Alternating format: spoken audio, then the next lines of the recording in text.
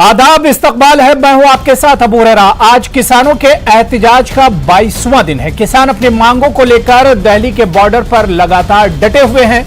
इस बीच आज supreme court में ज़रई कवानीन पर समाअत टल गई, लेकिन कोर्ट ने इतना जरूर कहा है कि किसानों को हम एहतजाज से नहीं रोक सकते हैं। वहीं मरकजी वजीर ज़राअत तोमर ने किसानों के नाम खुला खत लिखा है, जिसमें उन्होंने एक बार फिर इसी बात पर जोर दिया है कि ज़रई कानून किसानों के हक में है और अपोजिशन किसानों को गुमराह कर रहा है।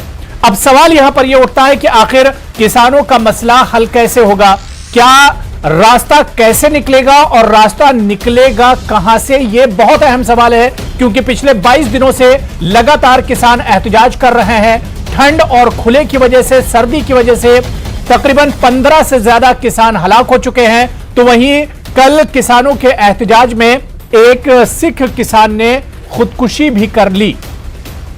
सवाल यह उठ रहा है कि सरकार तमाम तरह की बातें कर रही, लेकिन मसले का हल कैसे होगा।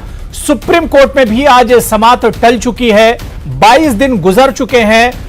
किसान लगातार एहतजाज और प्रोटेस्ट कर रहे हैं और किसान इस बात पर अटल हैं कि जब तक उनकी मांगें मानी नहीं जाती हैं, बल्कि किसान कानून वापसी से कम पर राजी नहीं है। सरकार कोई फैसला आखिर क्यों नहीं ले पा रही है, या यूं कहा जाए कि आखिर जिद पर कौन अड़ा है, किसान जिद पर अड़े हैं या फिर सरकार जिद पर अड़ी हुई है।